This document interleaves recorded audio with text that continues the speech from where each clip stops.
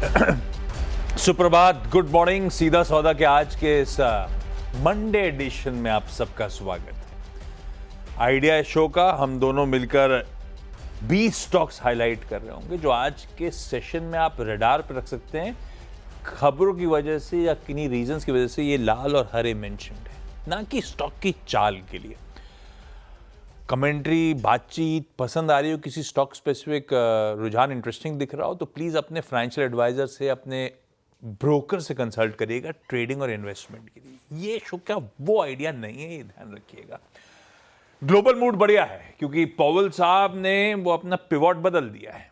अब इन्फ्लेशन नहीं, अब जॉब की बात कर रहे हैं। जॉब्स ठंडे पड़ रहे हैं यूएस में और ग्रोथ, इकोनॉमी, जॉब मार्केट को सपोर्ट करने के लिए फेड को मूव करना जरूरी। यानी कि आसान शब्दों में हिंट दे गए वो फ्राइडे की स्पीच में कि अगली बैठक में शायद दरों में कटौती आ रही है। यूएस के बाजार तो झूम लिए, एशिया बढ़िया कर रहा है, हमारा हिंदुस्तान का बाजार थोड़ा सा मामला ठंडा ही है। अच्छी तेजी के बाद फ्राइडे को बहुत मीनिंगफुल दबाव आया था और आज भी ग्लोब के हिसाब से और क्यूज के हिसाब से एक ठंडी शुरुआत हो रही है, ऐसा कहिए, लेकिन फिर भी 1/4% ऊपर खुलेंगे। आशीष, गुड मॉर्निंग। वीकेंड कैसा रहा और शुरुआती खिलाड़ी कौन से भाई साहब? बिल्कुल, गुड मॉर्निंग। बढ़िया वीकेंड रहा। मार्केट तो आपने पूरी तरीके से बता ही दिया कि यूएस मार्केट्स में कैसी हलचल है। गिफ्ट निफ्टी मात्र 55 अंकों पर है, लेकिन खबरों के लिए आज से अगर आप देखें तो कंपैरेटिवली थोड़ा सा एक्टिव डे है। तो बहुत सारे इंटरेस्टिंग स्टॉक्स हैं हमारे पास। शुरुआत में कर लेता हूँ और सबसे जो पहला स्टॉक है मेरी लिस्ट में वो है M&M। यहाँ पर आप रखिएगा खास नज़र। और वीकेंड के दौरान रिपोर्ट्स निकल कर आ रही हैं कि इन्होंने एक BE6 जो इनकी SUV है, इसका बैटमैन एडिशन लॉन्च किया था और आप देखिए कि सिर्फ 135 सेकंड के अंदर 999 यूनिट ये बिक गई हैं। तो काफ़ी बढ़िया रिस्पांस यहाँ पर देखने को मिला।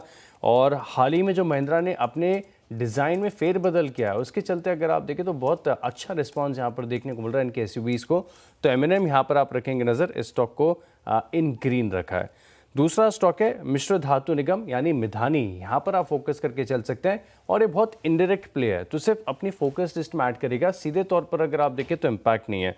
अब वीकेंड के दौरान हमने देखा था कि PM मोदी की तरफ से जो स्पेस सेक्टर है इसके रिवाइवल की, इसकी ग्रोथ के लिए काफ़ी अच्छे कमेंट्स निकल कर आ रहे हैं। बता रहे कि पर ईयर 50 रॉकेट तक ये लॉन्च हो सकते हैं और बहुत सारे स्टार्टअप्स को उन्होंने बताया कि स्पेस में आप जुड़िए, यहाँ पर ग्रोथ काफ़ी बढ़िया एक्सपोनेंशियल देखने को मिल सकती है।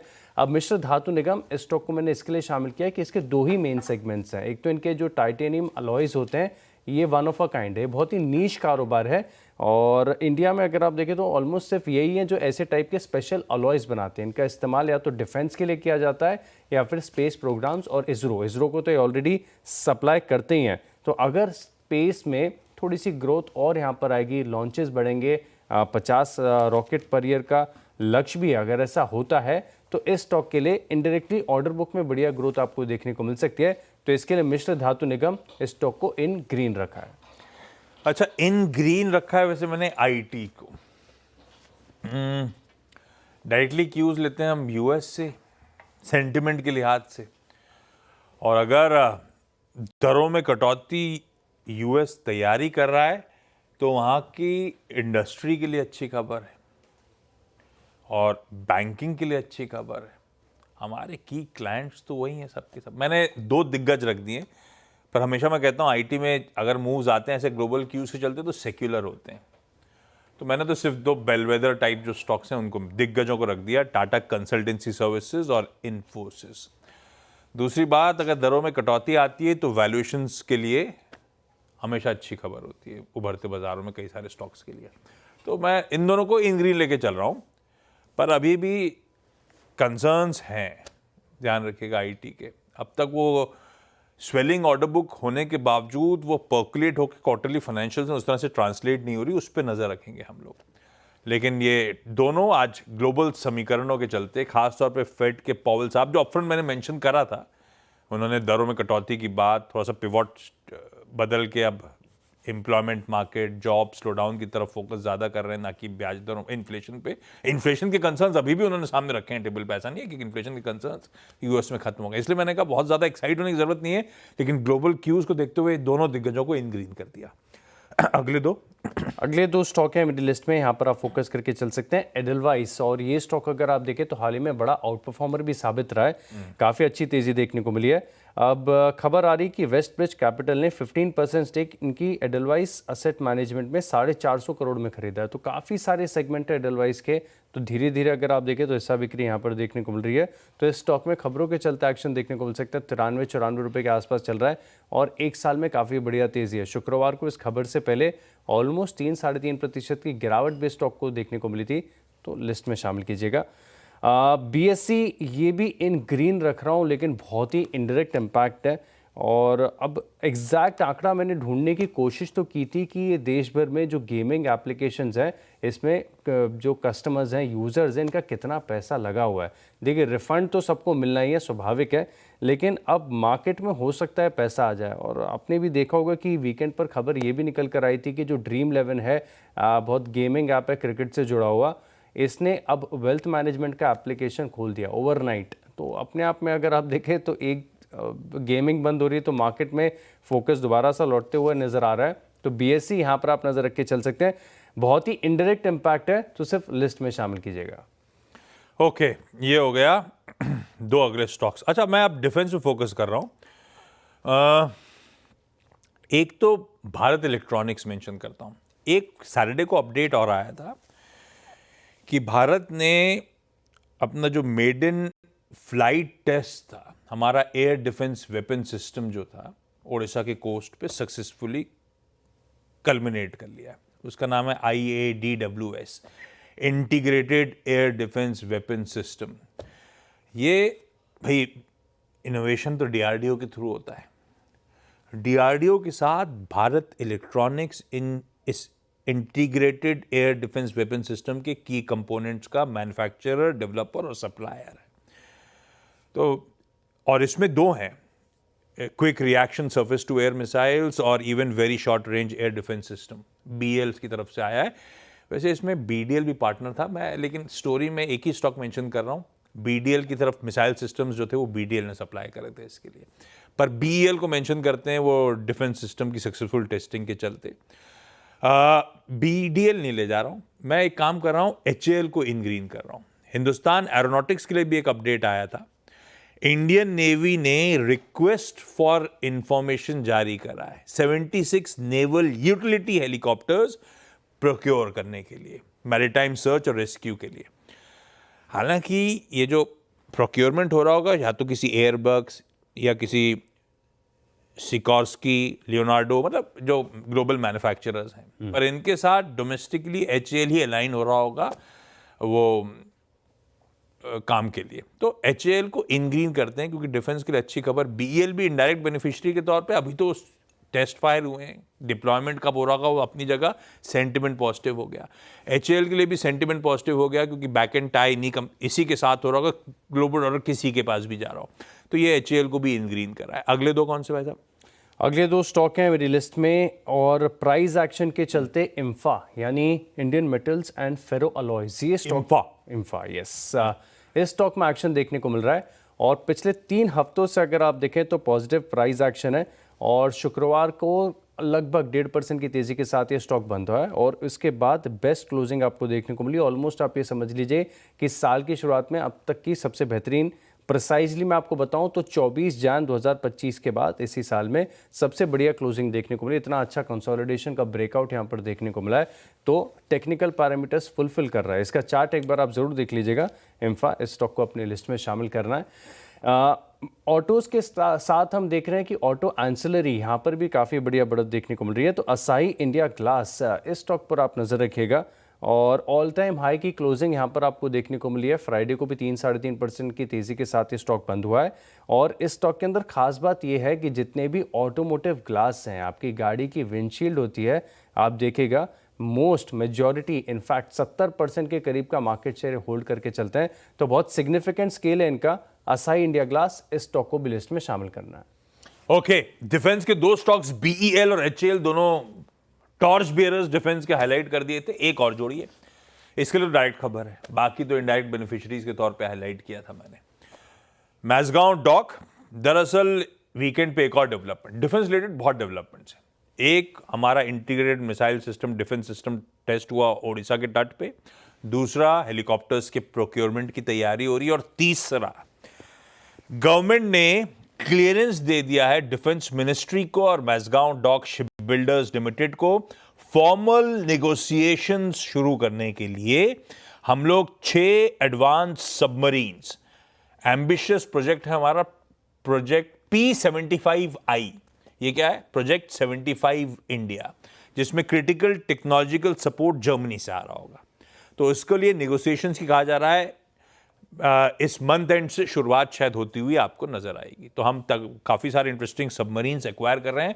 मैसगांव डॉक उसको लीड कर रहा होगा, वहीं यही बना रहा होगा, जर्मन टेक्नोलॉजी हमें मिल रही होगी। ये है क्यों प्रोजेक्ट इंपॉर्टेंट? दरअसल ये 6 नेक्स्ट जनरेशन सबमरीन्स हैं। मैं ऐसे पढ़ रहा था, इसके air independent propulsion systems, API systems जो होते हैं, उसके चलते आप पानी में और लंबा रह सकते हो। ये सबमरीन जो हम प्रोक्योर करना चाहते हैं, जो काम शुरू करेंगे, ये 3 हफ्ते तक पानी के अंदर सबमर्ज रह सकती हैं, बाहर आने की जरूरत ही नहीं है इनको। तो ये है हमारा वो नेक्स्ट जनरेशन प्रोक्योरमेंट सबमरीन्स का। तो मैसगांव डॉक रडार पे रहेगा। येस बैंक रखिए, हालांकि बहुत सारी खबरों के बीच में येस बैंक कुछ नहीं कर रहा है। इतनी ज़्यादा इक्विटी हो चुकी है स्टॉक की कि इसे मूव करना बड़ा मुश्किल है। खैर, येस बैंक के लिए खबर अच्छी है कि रिजर्व बैंक ऑफ इंडिया ने SMBC के प्रपोजल को हरी झंडी दे दी है, जिसमें वो अपना स्टेक बढ़ा के 24.99% पे ले जाना चाहते हैं। इन्होंने 20% स्टेक एक्वायर कर रखा है, यानी कि मोटा मोटी ऑलमोस्ट 5% अतिरिक्त स्टेक 1 साल के लिए वैलिड है। ये चाहे तो अपना स्टेक बढ़ा सकते हैं, लेकिन स्टेक बढ़ाने के बावजूद भी येस बैंक के प्रमोटर्स अभी क्लासिफाई नहीं होंगे। ये लोग नॉन प्रमोटर्स ही रहेंगे, पब्लिक शेयर होल्डर के तौर पे ट्रीट किए जाएंगे। लेकिन येस बैंक में खबर अच्छी है, इसीलिए इन ग्रीन। 6 स्टॉक्स पूरे। क्विकली छोटा सा ब्रेक, लौटेंगे तो ऐसे ही और 4 इंटरेस्टिंग स्टॉक्स पे चर्चा कंटिन्यू करेंगे।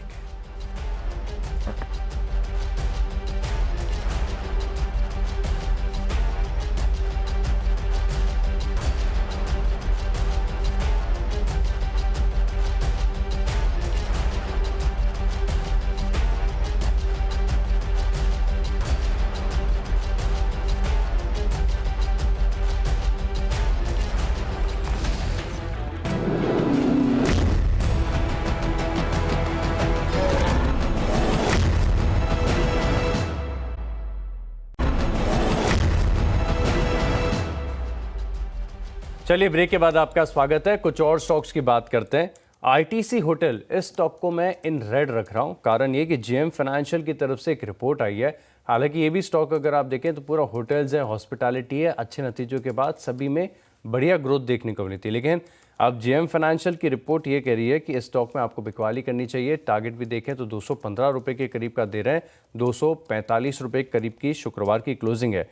और इसके पीछे कह रही कि देखिए फंडामेंटल्स तो काफ़ी बढ़िया हैं, लेकिन वैल्यूएशन इस भाव पर इन्हें थोड़ी सी स्ट्रेच नज़र आ रही है। खास बात यह है कि नियर टर्म में जो ग्रोथ है ये भी रिस्ट्रिक्टेड है, तो अपसाइड कैप्ड नज़र आ रही है। इसी के चलते ITC होटल, इस स्टॉक को आप इन रेड अपनी लिस्ट में शामिल कर सकते हैं।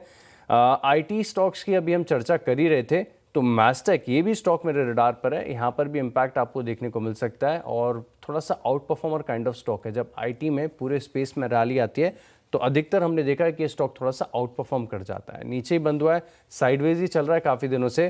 तो मैस्टेक, इस स्टॉक को भी आप अपनी लिस्ट में बतौर हरे निशान के शामिल कर सकते हैं। अच्छा, इंडेक्स चेंजेस अनाउंस हुए हैं। अब वो एक तरफ तो NSE ने रीजेक अनाउंस करा है, पर वो पूरी एक्सपेक्टेड लाइंस पे। 2 इंक्लूजन 2 एक्सक्लूजन्स हैं, आगे चर्चा करते रहेंगे उस पर, लेकिन उनमें से कोई स्टॉक नहीं छुआ। फुटसी के जो एडजस्टमेंट्स आए हैं, दरअसल फुटसी और MSCI 2 सबसे प्रोमिनेंट ग्लोबल इंडेक्स प्रोवाइडर्स हैं। जो इंडिया को एक्टिवली ट्रैक नहीं करता, वो इनके थ्रू पैसिवली भारत के बाजारों में इन्वेस्ट कर लेता है। ये लोग अपना इंडेक्स मैनेज करते हैं, उसी हिसाब से पैसा हिंदुस्तान में आता जाता है। फुटसी ने अपने ऑल वर्ल्ड इंडेक्स का रिव्यू अनाउंस करा, जिसमें काफी सारे चेंजेस हैं जो 22 सितंबर से इन इफेक्ट आ रहे होंगे। 8 इंडियन स्टॉक्स इंक्लूड हो रहे हैं। मैं 2 ही मेंशन कर रहा हूं, बाकी डिटेल जब यतिन जुड़ेंगे अगले शो में तो वो लिस्ट आपके सामने प्रेजेंट कर देंगे। इंडियन ओवरसीज बैंक इंक्लूड हो रहा है फुटसी के ऑल वर्ल्ड इंडेक्स में। आज सेंटिमेंट पॉजिटिव खबर है, एक्चुअल इनफ्लोज हो रहे होंगे डी डे से एक दिन पहले, जब सब लोग बेंचमार्किंग के हिसाब से अपने पोर्टफोलियो को एडजस्ट कर रहे होंगे, तो पैसा आ रहा होगा आईओबी में। ऐसे ही दूसरा, चोलामंडलम फाइनेंशियल होल्डिंग्स, ध्यान रखिएगा, आमतौर पे चर्चा दूसरे वाले की होती है, ये फाइनेंशियल होल्डिंग्स इंक्लूड हो रहा है इसी फुटसी ऑल वर्ल्ड इंडेक्स में, इसीलिए दोनों इन ग्रीन।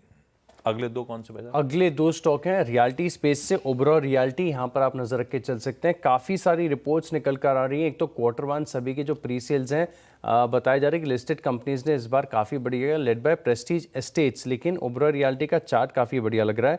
और ख़ासतौर पर अगर आप देखें तो कुछ ऐसी भी रिपोर्ट्स हैं जो बता रही कि अगस्त के महीने में मुंबई का रियल एस्टेट मार्केट, इसमें प्रदर्शन काफ़ी बढ़िया देखने को मिला। तो ओबरॉय रियल्टी काफ़ी सारे कैटलिस्ट हैं इस स्टॉक के लिए, तो इसे अपनी लिस्ट में शामिल कर सकते हैं। आखिरी स्टॉक है और ब्रोकरेज हाउस की रिपोर्ट के चलते बजाज फाइनेंस, इस स्टॉक को मैंने अपनी लिस्ट में शामिल किया बतौर हरे निशान के।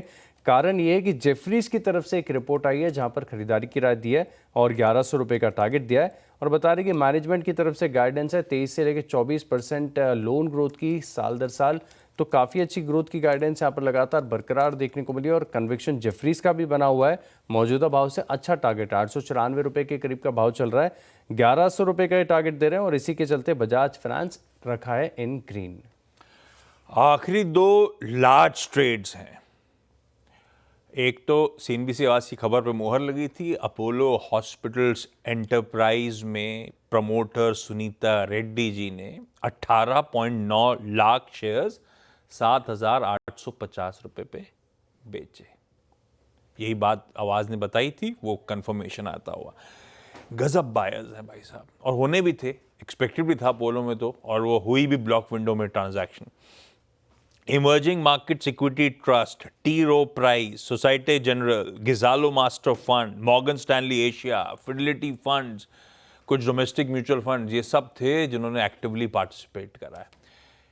इन ग्रीन रख रहा हूं, लेकिन पता नहीं इस खबर के चलते स्टॉक कितना टिल्ट होगा, देखते हैं। और ऐसे ही एक जीओसीएल कॉरपोरेशन, हालांकि इनके प्रमोटर हिंदुजा कैपिटल ने फ्राइडे को 8.9 लाख शेयर्स के आसपास बेचे।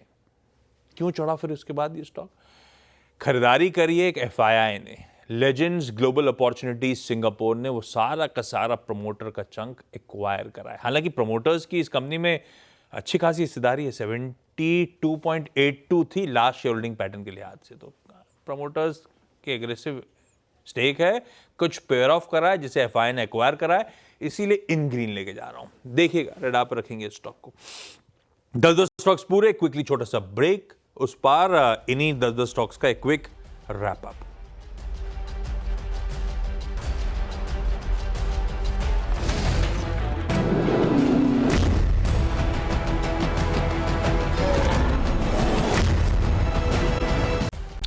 चलिए 20 स्टॉक्स की दमदार लिस्ट है तैयार, अब देखते हैं रिकैप। सबसे पहले स्टॉक है मेरी लिस्ट में एमएनएम, यहाँ पर आप फोकस रखेंगे। मिस्टर धातु निगम यहाँ पर भी नजर रखेगा। एडलवाइस पर खबर है, बीएसई पर इनडायरेक्ट इंपैक्ट है, इंफा में प्राइस एक्शन काफी बढ़िया है। Acai India glass, ITC hotel, Mastek, Oberoi realty और बजाज फाइनेंस, इन स्टॉक को भी अपनी लिस्ट में शामिल करें। चलिए, मेरी 10 की टीम भी आप लोगों की स्क्रीन पर आएगी। किसी न किसी खबर की वजह से हरे रखें, पर ज़रूरी नहीं है स्टॉक दिन के दौरान इसी तरह से चल भी रहे। वो चाल नहीं है ये डिफाइन करने के लिए, वो अपने फाइनेंशियल एडवाइजर से कंसल्ट करिएगा। ग्लोबल क्यूज और खासतौर पे पॉवेल स्पीच के चलते टीसीएस और इन्फोसिस जैसे दिग्गज आईटी, डिफेंस रिलेटेड डेवलपमेंट्स के बीच में बीईएल, एचएएल और मैज़गांव डॉक, खबरों के बीच yes bank, Indian overseas bank, Cholamandalam financial holdings, Apollo hospital और जीओसीएल कॉर्पोरेशन लार्ज ट्रेड्स के बीच में, सब इन ग्रीन।